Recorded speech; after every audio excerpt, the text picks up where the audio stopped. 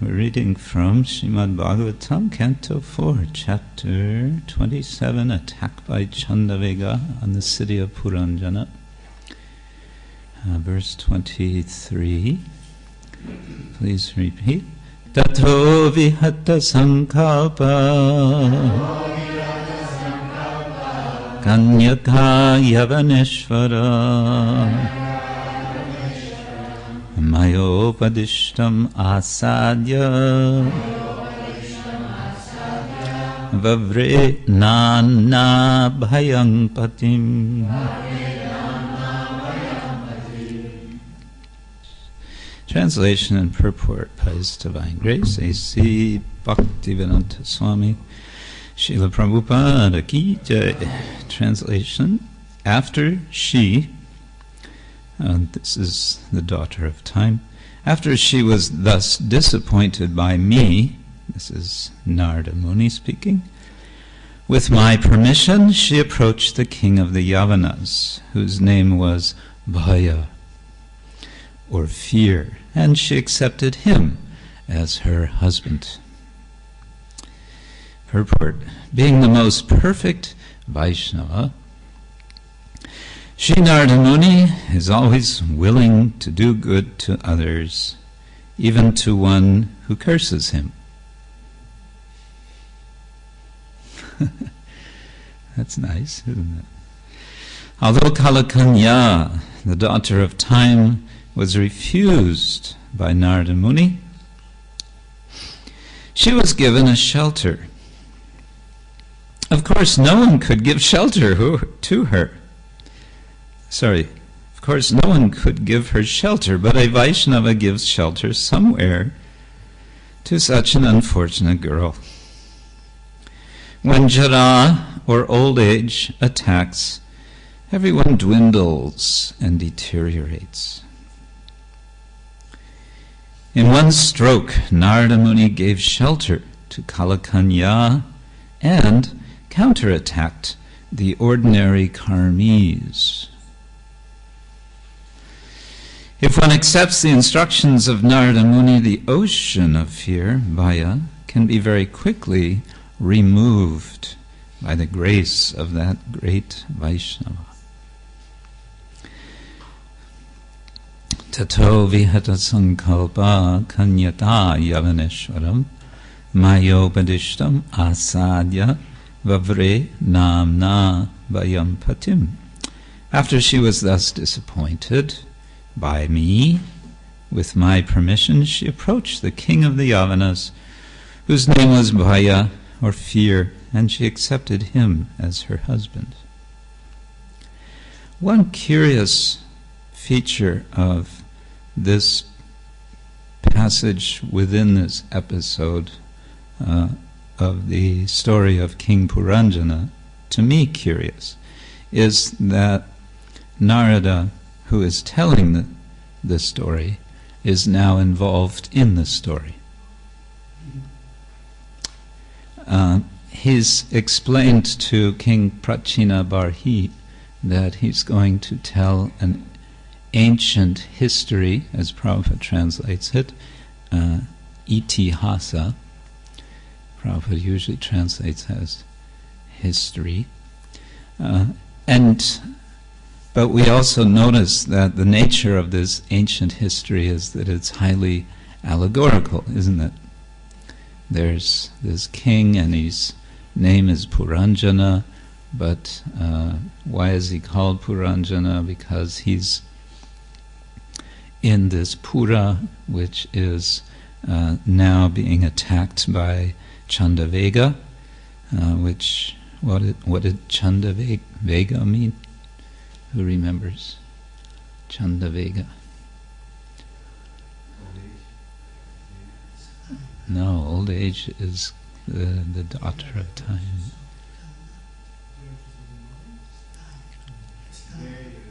The force of destruction. Yeah, it's that term for Chanda.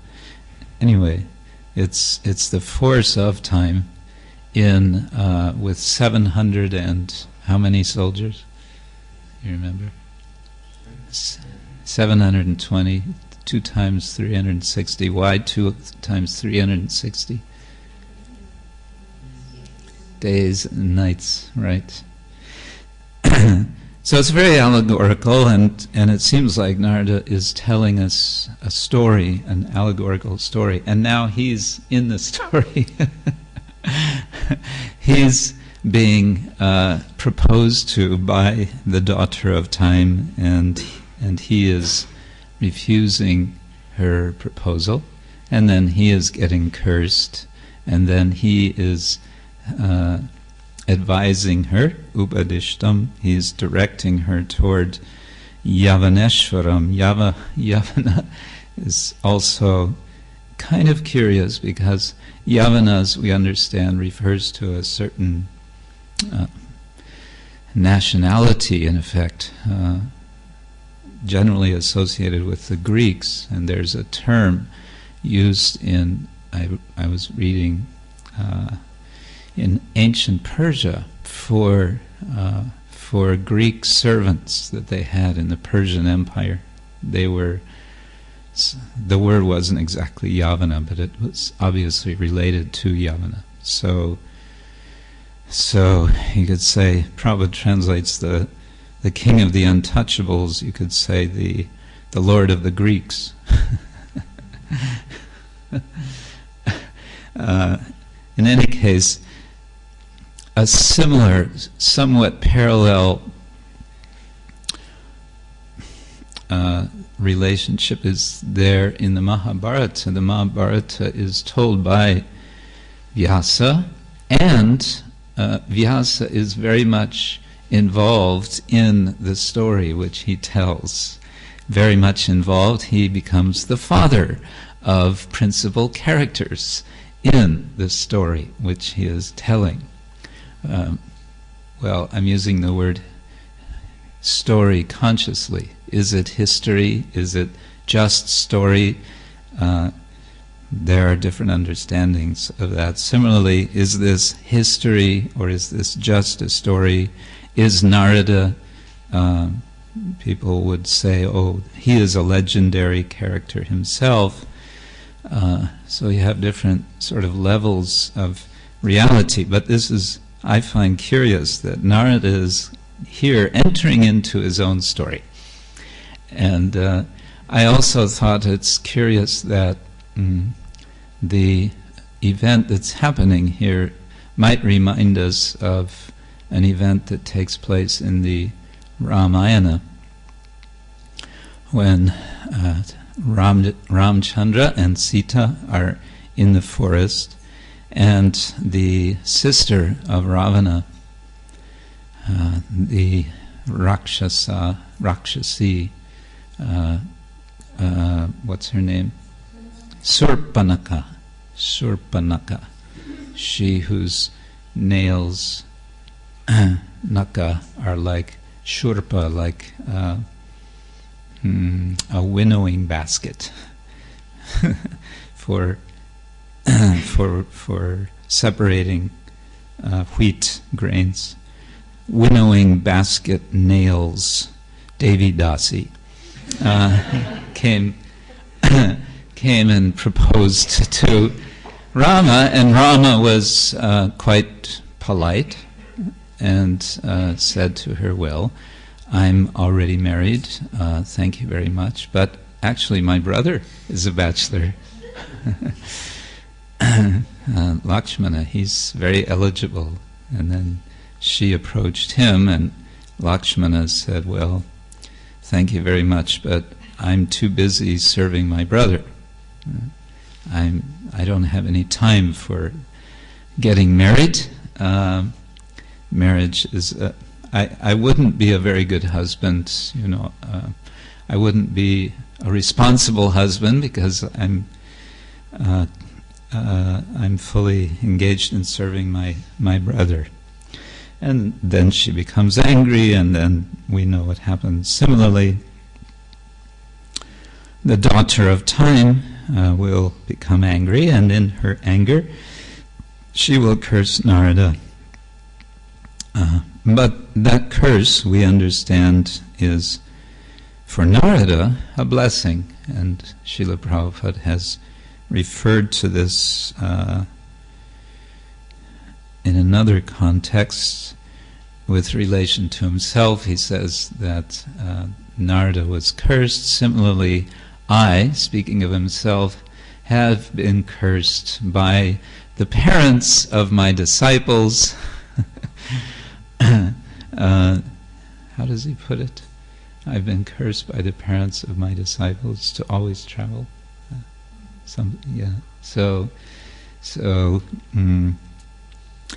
Yes, it's a curse. From one perspective, it's a curse, and from another perspective, it's not a curse. It's a blessing. It's a blessing because those who are constantly traveling and, like Narada, are engaged in the practice of spiritual life in ways to attract others to the practice of spiritual life, we call preaching. This is a blessing. Why? Because, for one thing, one doesn't get stuck in one place, and when one is in one place, there's a tendency to get attached to one's situation, attached to the routine one has, attached to familiarity as such, attached to a certain order of things. One has certain expectations, things go a certain way, and that keeps one peaceful, and that's nice, but also there's the kind of invisible tentacles of attachment that spread out. The roots of attachment grasp onto that situation. So travel keeps those who are monks, it forces them to not be attached. It forces them to avoid such attachment. So it's actually a blessing. This attachment, of course, brings with it, sometimes imperceptibly and sometimes more perceptibly, fear. And this king of the Yavanas, his name is Bhaya, it is fear. And she, who is the personification of old age, and as we noted the other day, therefore, what was it? Virupa Karani, she who makes one deformed over time.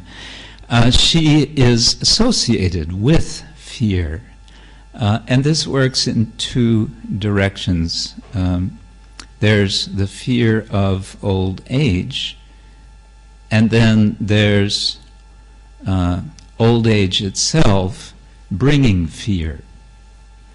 So when we're younger, we fear old age and all that it will spell for us, and at the same time, old age brings fear, and especially, of course, fear of death. Fear that all of this which is known will be lost. One might say that the core of all fear is ignorance, because fear of the unknown is really what fear is about, isn't it? We fear death because we don't know what will come afterwards. However much we hear the promise that we are eternal, somewhere there is a gnawing fear that maybe it's not true. Maybe it will all be over at the end and we will be non-existent. Whoa. And yet, if you think about that, to be absolutely non-existent, if indeed we would be non-existent, then in that state of non-existence, there is really nothing to fear.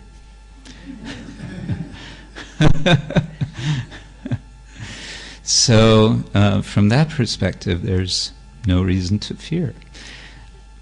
Think about that for a moment. Now, sometimes there's reason to fear. There is fear for a good reason. In other words, there are sometimes real dangers. And this is a biological function which, by Krishna's grace, we have been given, that when there is an immediate danger, we bolt, we run, we get out of the way of the danger. If we did not have this sense of fear, then we would do all manner of things foolish, which could lead to our own destruction. And so fear of fire, for example. Yesterday we almost had one of our young ladies catch her sari on fire.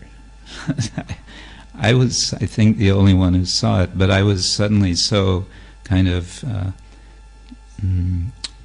petrified I couldn't express who should get out of the way. And anyway, but fortunately nothing happened. There was a lamp, and the long dress was just practically touching the lamp as she was doing something. So good fear is a good thing, but fear which then lingers on after the cause of fear is over has no benefit for us. And actually this type of fear is what burdens us most of the time, consciously or unconsciously. We're all burdened by a certain amount of fear. When I was younger, I was a teenager. I was thinking, Hare Krishna, Haribol. When I was in my late teens, I was thinking, the problem with life is fear. I was getting a little philosophical sometimes, at rare moments in my young days. And I was thinking, the problem with, the core problem, I was thinking, is fear. And so what is it that is most fearful? Well, in my mind, I was thinking it's fear of high places. You know, to be standing on the edge of a building or something and looking down, that's really scary, right? And I was at university at this time, and I saw Shri Radha Gopinath Ki Jai. I saw an advertisement in the university for the skydiving club.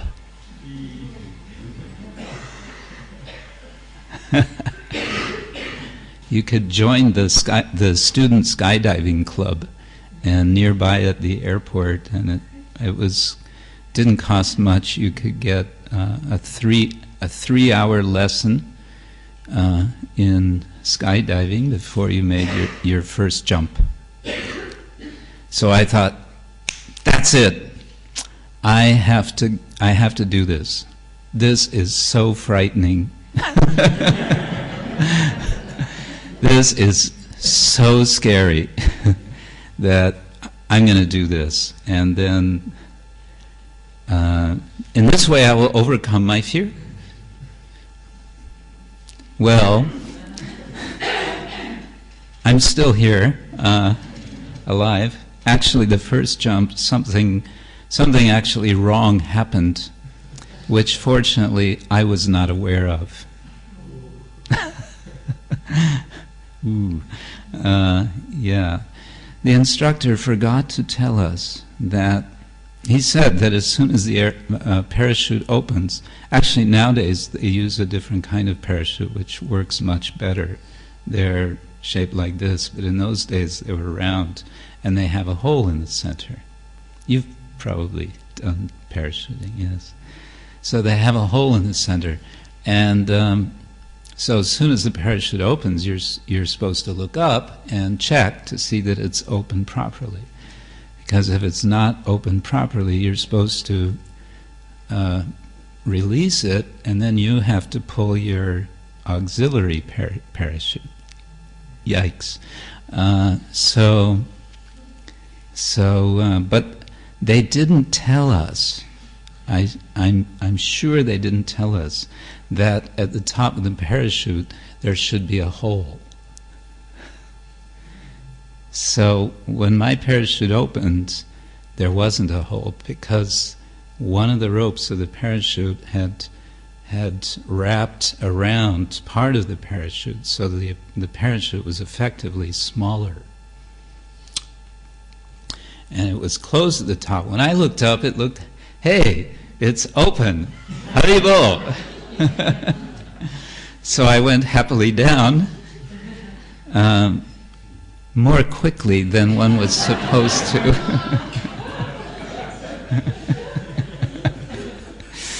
And so the others who were watching from a distance could see, and they were going, oh no! But I was happily going down, and I was remembering the instructions of how to land. You squeeze your knees together at the moment of landing so that you don't break. Is that right? So I did it properly. I landed. It was kind of a hard landing, but I wasn't hurt. But then all these people came running toward me. Are you okay? Yeah, I think so. And then they explained to me what happened. And okay. Right. Should I do this again? Anyway, I did make 2 more jumps, but then I sort of felt like, okay, I got the idea. I didn't pursue it further. Nor did it do what I was hoping it would do, with, overcome fear. So fear is there. Sometimes it's useful.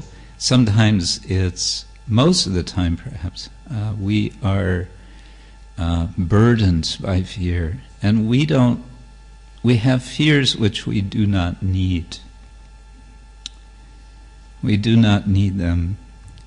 We want to come to the opposite state. What is the opposite of fear?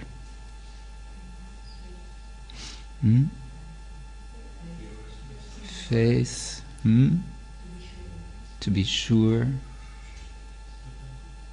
Certainty. Peace.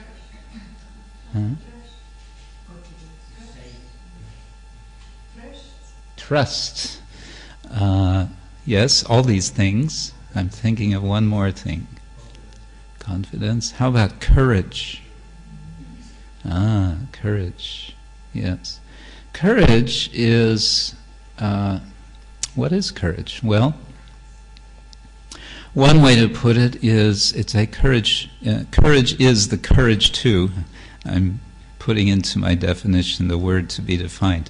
Anyway, courage is the ability to face something. Rather than backing into it, you can speak of facing the future or sort of backing into the future. Backing into the future means sort of stumbling into the future, backwards. The future, what does it have for us in store? As I mentioned, it has uncertainty. Well, there's one certainty, and that is death. And so if we can, through the practice of Krishna consciousness, which means what? Taking shelter of the Supreme Lord, who is the source of deathlessness, then we can actually face the future. We can face the future, and then we can actually act. We can make something happen in the world. We were just hearing, was it yesterday, 2 days ago, Kadamba Kanana Maharaj saying he's looking forward to the year 2012 because so much disaster is expected. Most people in the world are saying, if, the disasters are coming of 2012, then we are fearful of that. We don't want that. But the devotee can face fearlessly with courage, because the devotee can make something happen. He or she is courageous to essentially to speak the truth, to speak Krishna consciousness, which can be spoken in all circumstances and to all persons. And in that fearless courage, the devotee can make something happen which is pleasing to Krishna. The devotee can do this because of taking the humble position with respect to death, with respect to the future. The devotee can face the future because of accepting the small position, which is lower than the straw in the street, and so on, so that the powers of this world cannot touch him. So the devotees, it's explained in another verse in Prabhupada's translation, devotees approach the lotus feet of the Lord, which are abhaya, and Prabhupada translates abhaya here as courage, as the source of courage. Devotees are courageous. So, following the example of Narada Muni, who is also courageously telling King Prachina Barhishat the truth. He is telling him how things really are, or as they say, like it is. Narada Muni is busy preaching, and as such he is, as the American folk singer Bob Dylan put it, he is busy born rather than busy being. He is busy being born rather than being busy dying. The poet said, "He who is not busy being born is busy dying." So in this world, everyone is busy dying, but devotees are busy being born. They're busy because of their courage, because of taking shelter of Krishna. They're busy being born. In other words, they're busy welcoming life of Krishna consciousness. I want to end with something I brought up yesterday just for fun. It's a little off topic, you might say, but it's fun. And it's, I think, useful for us to be aware of how mundane philosophies of the world can be quite useless, and thus one can take shelter of the perfect philosophy of Krishna consciousness, of Srimad Bhagavatam. I mentioned the other day the philosophies of not gardening. So here they are. There are different theories in the world. People have theories or ideologies. The title of this two-page general is "The General Theory of Not Gardening, a Major Contribution to Social Anthropology, Ontology, Moral Philosophy, Psychology, Sociology, Political Theory, and many other fields of scientific investigation." And because now is springtime, and we see Mahendra Prabhu out so enthusiastically gardening, deeply absorbed in gardening. I want to brace him in case there's an attack from the anti-gardening philosophers. You never know, they could invade Radhadesh. So first we have the Marxist theory. It goes like this. Capitalists try to corrupt the minds of the toiling masses and to poison them with their reactionary quote-unquote values. They want to convince workers that gardening is a great pleasure, and thereby to keep them busy in their leisure time and to prevent them from making the proletarian revolution. Besides, they want to make them believe that with their miserable plot of land, they are really owners and not wage earners, and so to win them over to the side of the owners in the class struggle. To garden is therefore to participate in the great plot aiming at the ideological deception of the masses. Do not garden. Are you convinced? Well, if you're not convinced yet, then here comes psychoanalytical theory. Fondness for gardening is a typically English quality. It is easy to see why this is so. England was the first country of the Industrial Revolution. The Industrial Revolution killed the natural environment. Nature is the symbol of mother. By killing nature, the English people committed matricide. They are subconsciously haunted by the feeling of guilt, and they try to expiate their crime by cultivating and worshipping their small pseudo-natural gardens.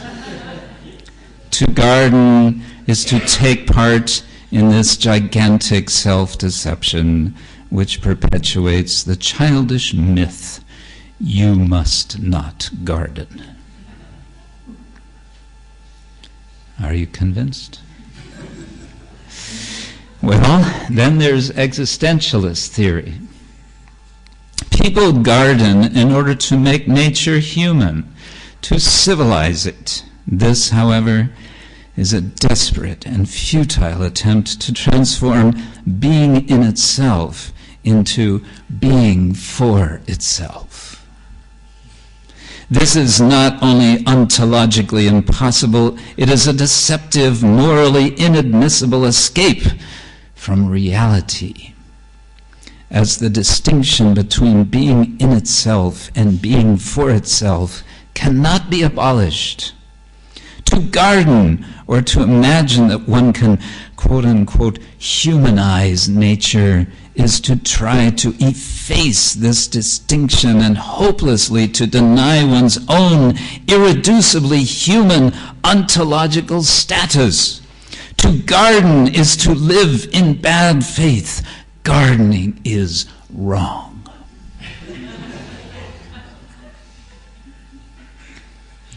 And if you're still having traces of tendencies to garden, there is the structuralist theory, which goes like this.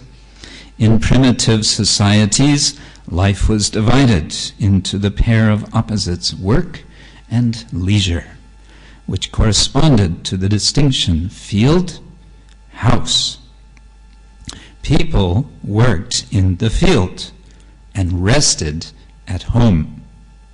In modern societies, the axis of opposition has been reversed. People work in houses, factories, offices, and rest in the open, gardens, parks, forests, rivers, etc. This distinction is crucial in maintaining the conceptual framework whereby people structure their lives. To garden is to confuse the distinction between house and field, between leisure and work, It is to blur, indeed, to destroy the oppositional structure which is the condition of thinking. Gardening is a blunder. And finally, if there's still some grain of tendency or desire to garden, we have analytical philosophy. In spite of many attempts, no satisfactory definition of garden and of gardening has been found. All existing definitions leave a large area of uncertainty about what belongs where. We simply do not know what exactly a garden and gardening are. To use these concepts is therefore intellectually irresponsible. And actually, to garden would be even more so. Thou shalt not garden. Hare Krishna. So, on that irreverent note, I want to thank all of you residents of Radhadesh for allowing me to be here for the last 2 weeks. It's always very nice, very sweet to be here in the shelter of Shri Shri Radha Gopinath and all of you. It's very sweet indeed. Grantaraj Srimad Bhagavatam ki jai, Srila Prabhupada ki jai, Gaur Premanande. I also like to take the opportunity from the side of Bhaktivedanta College, and I think I can speak also on behalf of the Radhadesh community, to thank His Grace Kshetra Prabhu for his inspiring spiritual association, very inspiring, intellectually stimulating, and especially for teaching at the college. This is the 8th year Krishna Kshetra is coming, 8 years in a row since the beginning. The teachers at Oxford are the foundational teachers, and Bhaktivedanta College could not exist without their contribution. And you can imagine how many things we will be missing if they were not doing this service. Thank you very much.